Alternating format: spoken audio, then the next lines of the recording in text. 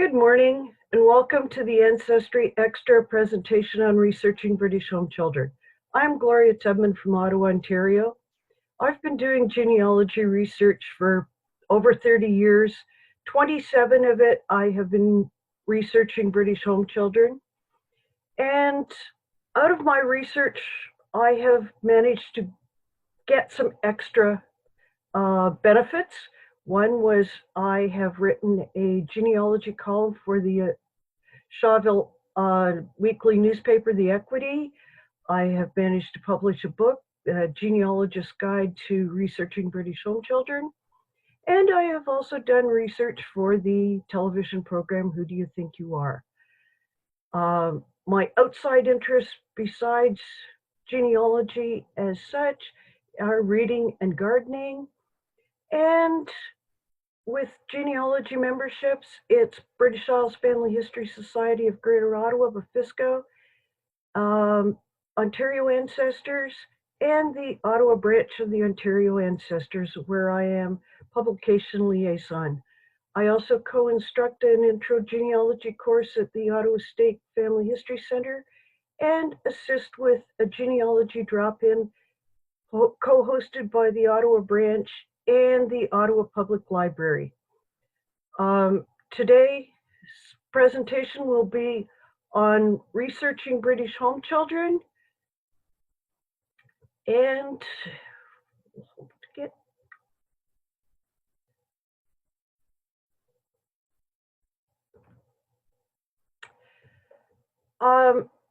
with this presentation today, I'm going to give you a very quick overview of home children, and then I will get into researching, and in particular, the varying resources that are available to us to find home children.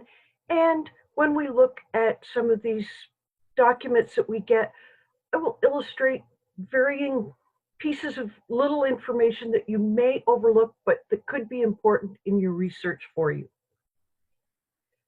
With that, I ask you to remember a few things. The perspective needs to be considered. Today, this forum I am using to discuss researching British home children. There are other forums available in which, in other occasions, we can discuss the merits of the Child Immigration Initiative. Please, today, I ask that you keep your comments and research and questions to research. There is always a bias when family intersects history. We know it. We look at different events in history just as to how our family interacted with them. And the big thing is the standards of today should not be applied when we're discussing home children. Just think of it this way. Look how much our life has changed from January of 2020 to today. Think of it then how much the change was from 1870, 1900 to today. What are British home children? The first instance I found of the name home child was in the 1913 publication by Lillian Burt, The Child Finder, and home is capitalized. I realized very quickly what this meant was she used home as an adjective to describe the child that had gone through the placement home of Knowlton Distribution Home. Then that terminology got picked up and has been used since. These children are a product of the social and the economic conditions that were on both sides of the Atlantic, in the British Isles and here in Canada. The biggest majority of these children came between the years of 1870 and 1940. There were a few parties prior to 1870, and after 1940, there were also a very few number of parties. In the United Kingdom, it was an immigration initiative, leaving the United Kingdom. There, they had sending organizations where every child went through a sending organization. In Canada, it was an immigration initiative, meaning people coming to Canada. And here we had receiving organizations. There were over 100,000 children. We will never get an exact number because the official documents that we could use do not, as one set of documents does not exist today. It's a matter of getting names from varying sources. For your knowledge, I will show you workhouses. These were what the poor people in the British Isles were housed in. And this is just a small portion. Peter Higginbotham has a map of England, Scotland, and Wales that's divided into 7, pointing out all the workhouses that were within that geographical location. This is just one of these such maps to give you an indication of the number of workhouses in southeast England. Poor in London. I'm going to give you there's some numbers on here just so you have an idea of what the issue really was over there. And definitions for a couple terms on this slide. Legal poor means the people that were housed within a union workhouse or their school institution. Relief means the people lived in their own accommodation, whatever it was, but they got some assistance from the union, either in money or in food or clothing. When I say Kensington here, just to give you an indication, it's the borough of Kensington. Its area in total is probably about 2.5 to 3 square miles, 1 mile by 3 miles, we'll say. Take out of that area Kensington Gardens and Kensington Palace. So you now have about 2 to 2.5 square miles of territory in which in 1902 you had over 176,000 people living, and over 3,000 of them were poor. This is what you take that then into all the other unions within the City of London and then with England, and you realize that what an issue poverty was at that time, and especially child poverty. There is no generic British home child, but there are 5 events that are common within every child. There was some traumatic event within the family that broke that family apart. Parent may have died, one parent may have died, there may have been a remarriage, blended family didn't work, whatever. There was a sending home in England. Every child that came to Canada went through a sending home in England. Don't believe the story that Barnardo went along, picked up the child, and threw him onto the boat that was coming to Canada. Didn't happen that way. Yes, the child may have come through Barnardo's, but it came through. He spent some time in the Barnardo facility before he came to Canada. He was not. That made a very good television show that, we pick these children up as we're walking along to the quay and throw them on the boat and off they came. Didn't happen that way. There's an ocean cruise. I had to get across the Atlantic Ocean. It was by boat. There was a receiving home here in Canada. Every child went through one. And then it went to a placement with a home and family in Canada. The British events. The child leaves the family unit, whatever the circumstances as such. That's the first step. There were two ways that they came to the sending organization before they came to Canada. One, the child was placed directly with the sending organization. Mom, dad, guardian walked the child down to the sending organization, such as Barnardo's, Liverpool Sheltering Home, Quarriers, said, I can no longer care for this child. Can you be responsible for him? That person signed a form allowing the child to be emigrated to Canada. The second way, or the other way, was the child was placed in the care of some non-sending organization. I will be talking about Board of Guardians. I've mentioned them before, workhouses. Maybe the child was in one of these situations, but it was in something. It was maybe under the care of the local parish church that had them fostered. Then the child from there went to a sending organization who then brought it to Canada. Ships. They had to come across the ocean on ships. You will find over the years, as you look through these, the same ship brought many parties over the years because the sending organizations had contracts, per se, with varying shipping lines.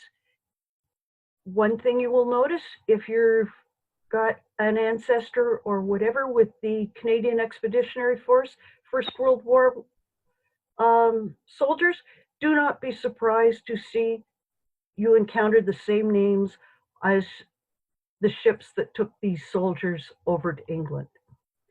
Ports of landing, Halifax, Quebec City, and some went to Portland, Maine. There are very few of these, but there were a few parties that went there and then made their way into Canada. Not every ship going to Quebec City stopped at Gros Isle. If the line, such as the Allen Line, had the contract for the Royal Mail, when the ship got to the mouth of the St. Lawrence River, river pilot got on. With the river pilot was a doctor. The doctor inspected every passenger on board, and when they landed at Quebec City, they could disembark. The other thing to note is not all of these shipping lines deposited their passenger list in Canada. So, as I say, this is part of the reason why we do not have one full set of documents we can go to that will give us every name. In the Canadian events, the child arrives at a receiving home. Once it's docked in Halifax, Quebec City, they are then by train, whatever, to the receiving home. The length of time they spend in each receiving home is different for each child. And each receiving home operated differently. And then the child gets placed with a Canadian household. They're lucky. It was one household they stayed with. Some bounced from one place to another. Unfortunate, but it happened. And the placements was done without a face-to-face interview. It was all off of an application sent by mail. Now we'll get into the research. And when you're dealing with home children research, you do it exactly the same methods and procedures, same resources that you do for any of your other ancestors.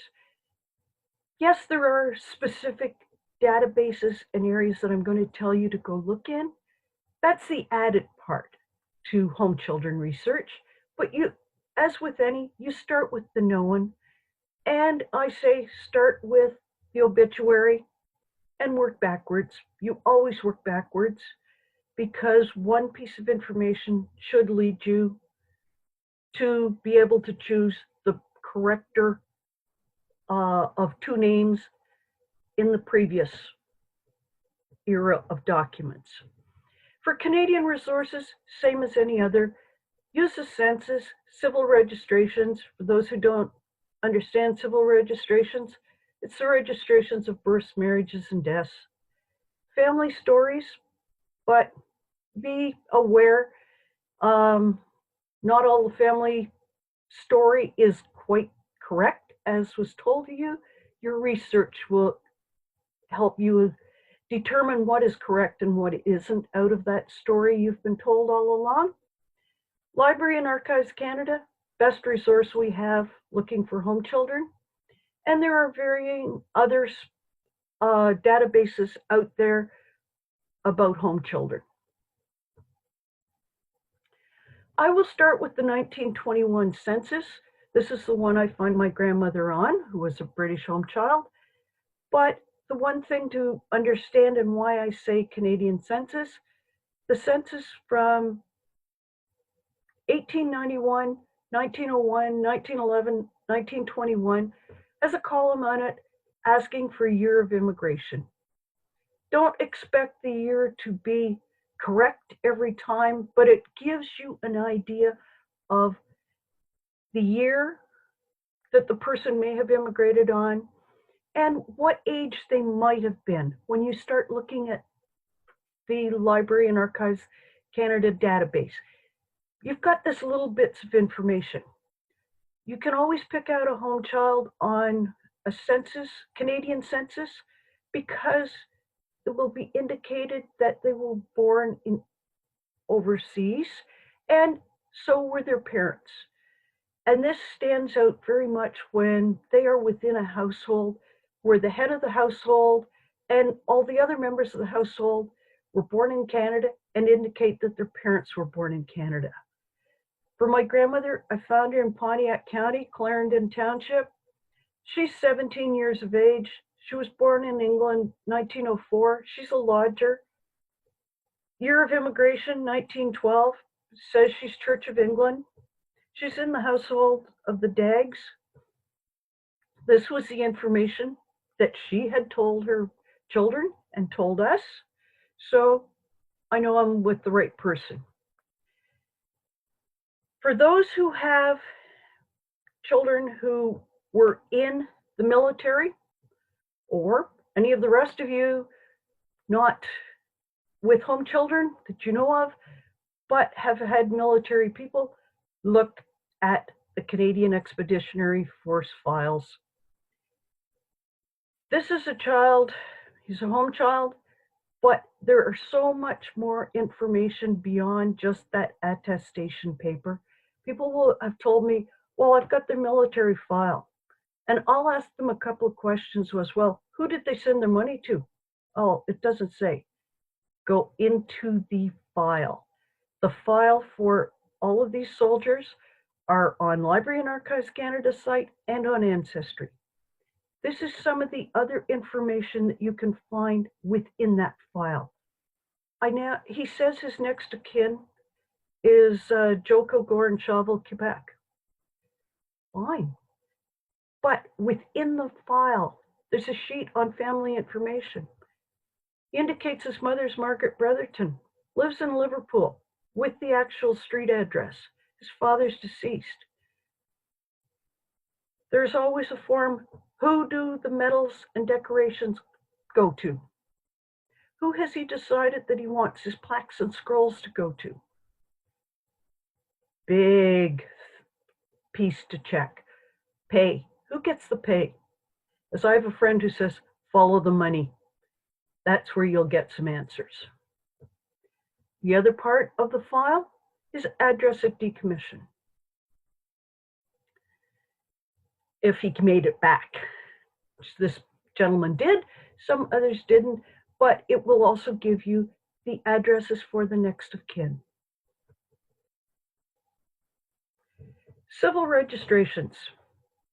I'm, in this case, using marriages, deaths. Just remember that the person who died is not the informant. and the informant may not know the information about the parents if it is requested on the form. In this case, Archibald Clark was a home child. He'd been born in Scotland. When he registered to get married, he provided the information that he was the son of John Clark and Margaret McFadden, both deceased.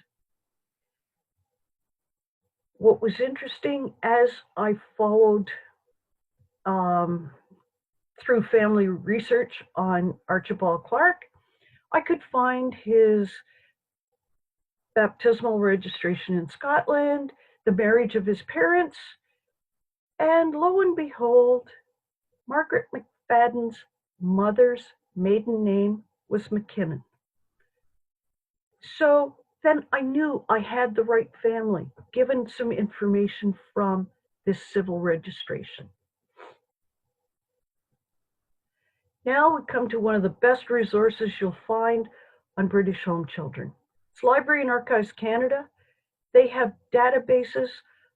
I will discuss each of these databases individually, but as you open one of these databases to look at them, read the information that is below, that Library and Archives Canada employees have put up.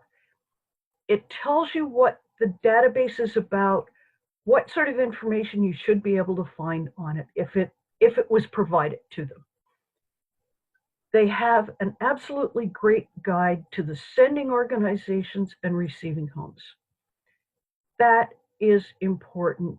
That will tell you which group brought the child to the Canadian families. Was it Barnardo? Was it Liverpool Sheltering Home? Was it Annie McPherson? Quarriers? Fagans? There is some information on each of these homes. That is what, if you are looking for the personal files of a home child, that's what you have to know is what was the sending and receiving home, because those are the ones that have those files, if they are available. This is a typical record you'll see from the Home Children database. What it's saying, and this one comes from the passenger list.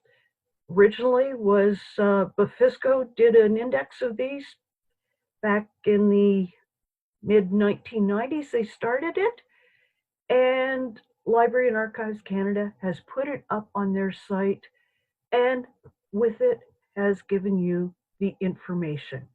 When you look at this, there is a hyperlink on the bottom, so you can get the names of all the other children that traveled within that party.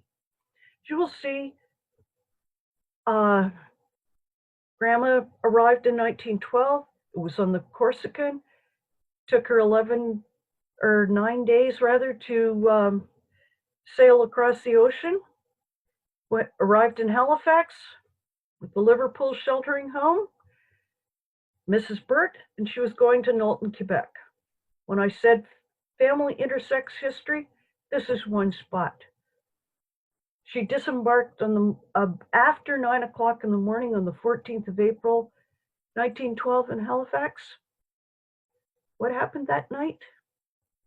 The Titanic hit an iceberg. This ship traveled the same waters 2 days prior. This is what a typical passenger list looks like. This is not the one my grandmother's on, but her two sisters were on who came 3 years previously. What sticks out are the brackets. And that is one big indicator when you are looking at a reel of microfilm of passenger lists.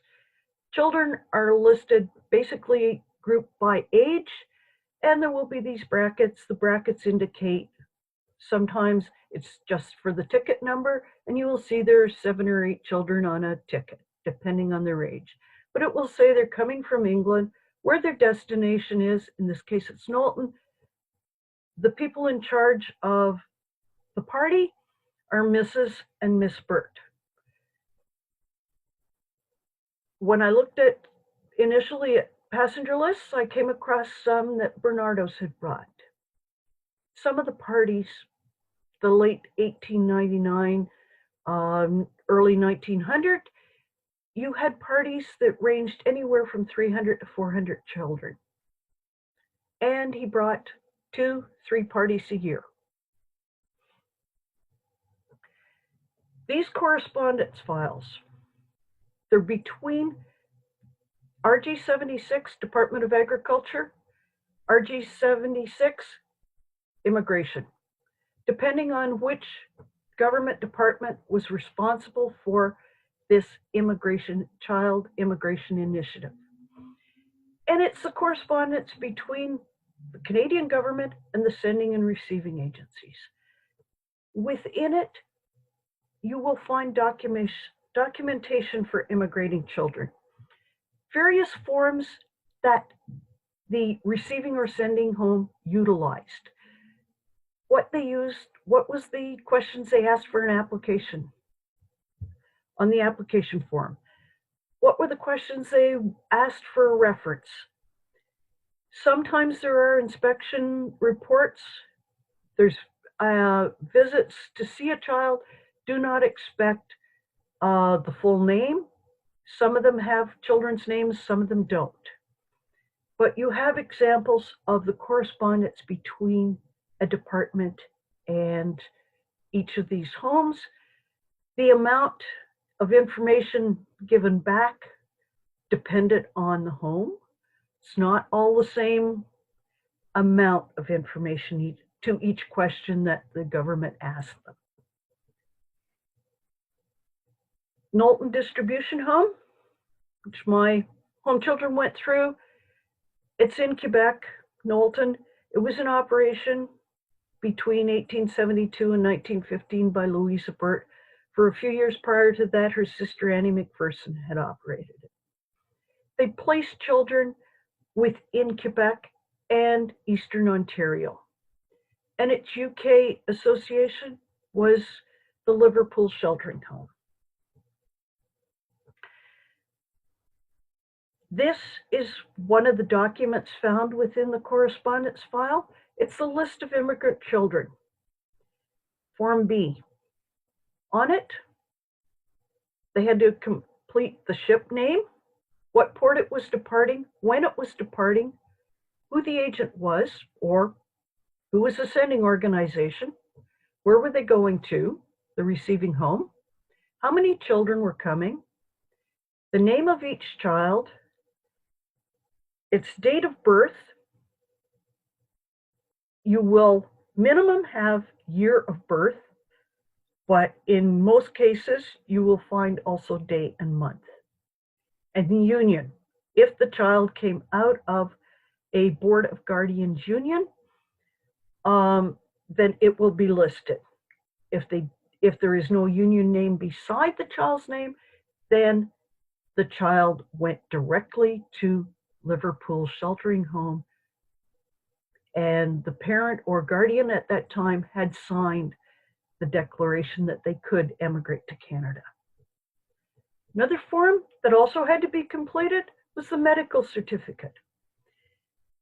And Canada required that all these children that came here had to have had a medical examination prior to coming to Canada, that they were fit physically and mentally. We did not want children that had any physical disabilities, because we did not want to be deemed a dumping ground for children that didn't fit well within the British society, and there might be issues there with them. We didn't want to be a dumping ground for that, so that was part of the Canadian restriction right off the start. All children were inspected a couple days prior to them leaving. It will say, where they were inspected, the numbers, their names, nothing else about the child but just the name, and that all were in good health and free of defects. Board of Guardians, which it said union. Well, they're United Kingdom, and they were part of the Poor Law Act. They were responsible for each union and how that union dealt with its poor. Um, and in reality, you look at it, what you're looking at is how they dealt with the workhouses, the workhouse schools, and any family that went into any one of these workhouses, it was very, very restrictive place for them to live. They were on an absolute schedule as time they get up, what time they could eat, when they had to work, school, whatever, what time they had lunch, afternoon duties they had to do, evening meal, couple of hours of relaxation, maybe, and then bed. Board of Guardians required that every one of their children in Canada be inspected by a Canadian government inspector. This was over and above any of the inspections that were done by the Canadian Placement Home. And the union that I'm interested in, Kensington and Chelsea. This is what the Board of Guardians database document looks like. It's on Library and Archives Canada's site. And it lists the children by year alphabetically. Then with it, you have the name of the child, the year it was immigrated, its age, what union it came from, and who brought it, what sending home, the date of first inspection, the number of inspections required, date of inspections, and any remarks. Not all children had the same number of inspections were required. That varied by union, varied by age of child.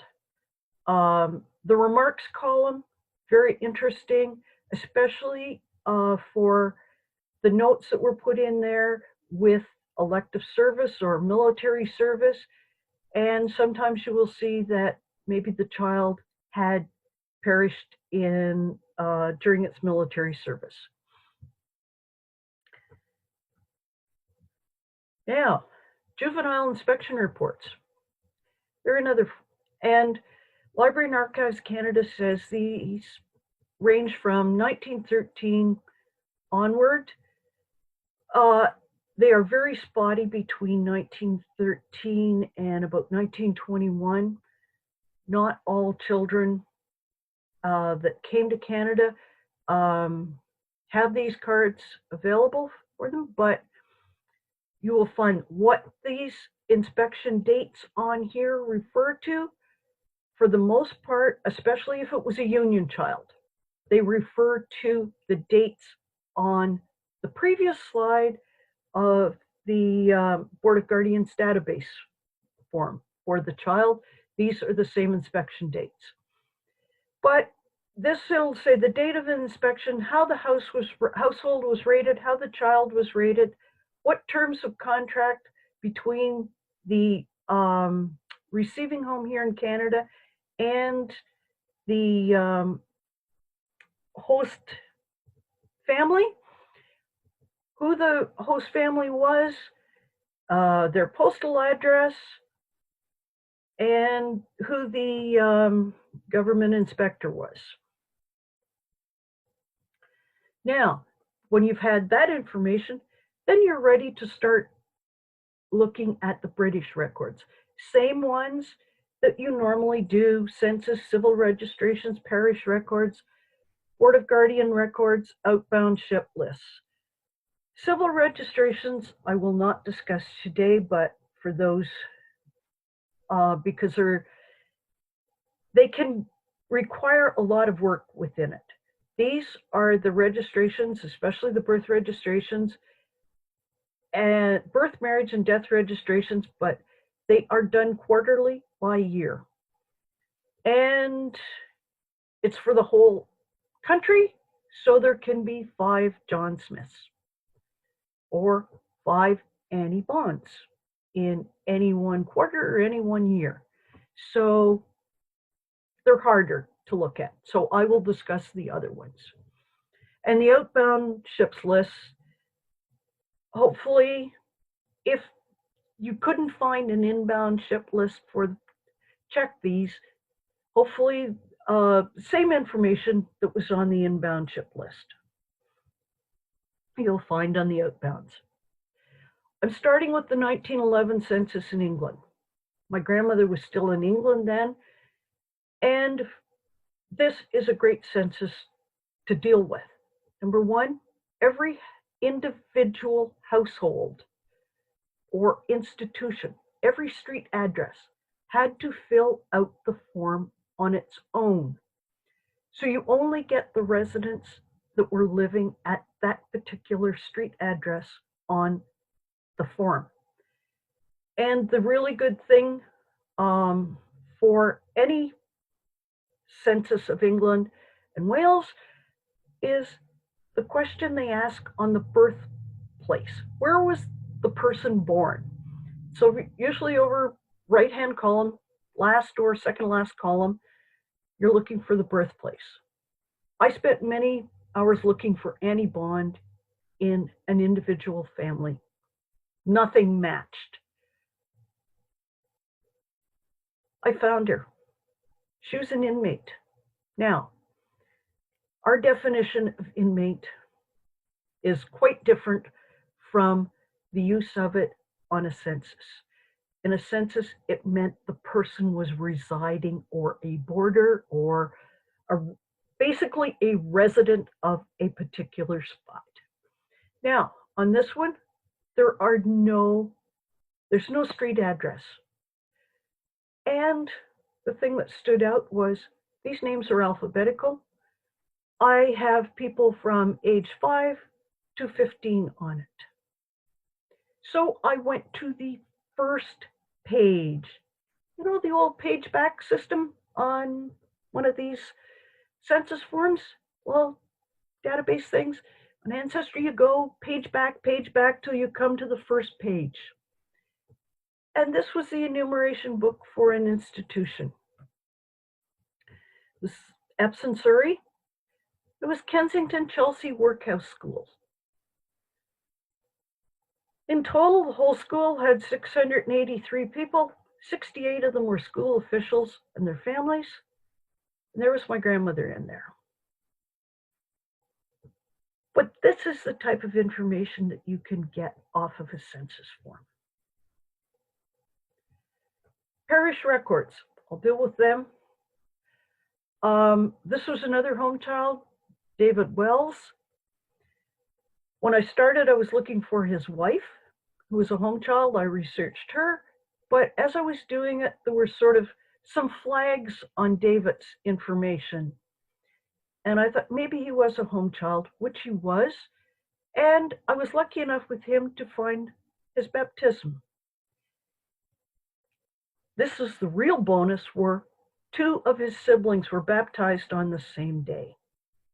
But normally in a parish record for a baptism in Britain, what you will find, the thing is, the date of the baptism, the name of the child or person, its parents' names, but not the maiden name of the mother. It is extremely rare to see her maiden name down. You will find the address that the family lived at and what Dad's occupation was. With this family, I could not find them on the 1881 census. But in some databases, you're lucky enough to be able to search that census database by a location. I put in the street address and I found the family. It had been enumerated as WILLS. So look for alternate. Don't always go by the name you know it as. Use an alternate spelling. Board of Guardians. As I told you before, they're Britain. They are poor law institutions or organizations. This one I was looking for Kensington and Chelsea, and I'm looking for the school admissions and the removals.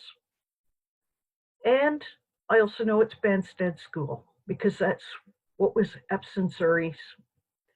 The school in there was known as Banstead, so this is the area I'm looking for then.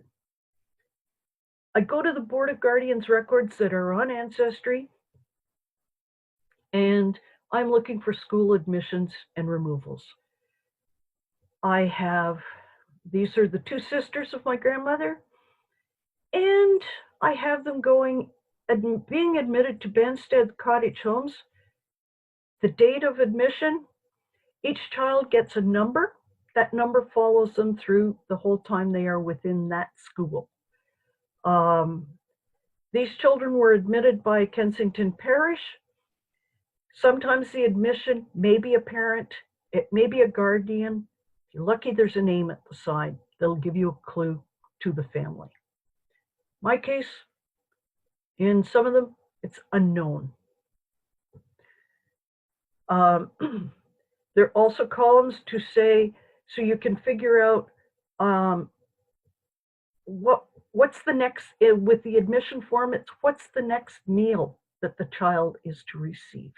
So it gives you an idea of what time of the day they were admitted to the school. A dismissal record. Same two girls. This is their dismissal record. It says they were from Home 9. Banstead was a school that had 32 cottage homes on it. These two girls were in home number 9. Same numbers. They're going from the parish of Chelsea, Kensington, by the order of the clerk of the Board of Guardians. They're both to go to Mrs. Burt in Liverpool for immigration to Canada. Sometimes you will see the dismissal that they have gone to another school and within the district or the union, and they may be there for a year or two and they'll move on. That was another thing that happens sometimes to these children within the boards of guardians. Barnardo's Ups and Downs. It's a database that is on Befisco. The index on Befisco has been put into Library and Archives Canada site. It's a magazine that the Barnardo operation published in Toronto, sent it to their home children. It is about varying members of the home children, the Barnardo organization. You can find information on some children if they let Barnardos know what was happening with them. There's usually a section in there that lists the marriages that has happened since the last magazine that Barnardos are aware of. So if your child came through Barnardos, this is an excellent way to find out some information about their life while they were in Canada.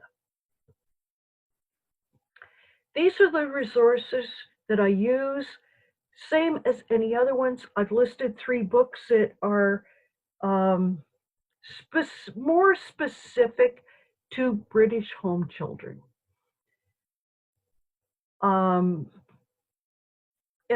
Use them as you will.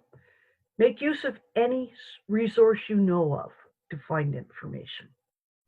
What's next? Well, for me, I'm going to keep researching. And there is DNA tests available. A word of caution to you that I was told, and I think it's very valid. Before you get a DNA test done, what is the question that you want answered from that? I had no expectation in finding ancestors for my home child family, I'll say it that way. My reason for having it done was to see if there were any descendants of my grandmother's 2 sisters here in Canada or wherever. Last known information we knew about the 2 sisters, Carolyn was in 1920 was in Sutton Junction, Quebec. Florence in 1921 was back at the West Derby Union in Liverpool area. I also know that Florence had a daughter born in 1917 in Montreal, and that daughter was given up for adoption. Have I found any descendants of these girls? No, but what I have gotten out of it, because I have such an extensive pedigree done on other families that I know the background of, I can determine from the shared DNA results that there is a minimum 2-generation gap between my grandmother and a potential shared common ancestor in England in 2 families, one of which is Bond. For that, I want to thank you, but I have provided my contact information, my email address. If you wish to send comments to me, further questions, I will respond to you. My book can be purchased through Global Genealogy. I want to thank you very much today for attending, for providing comments and questions. And I also want to thank Ancestry for hosting these Ancestry Extra presentations during this time. Happy researching. Don't let, a small minor brick wall you think of hold you back. Keep looking for ways to go around it. And just remember, a small discovery may lead to something really good. Have a great day, and thank you very much.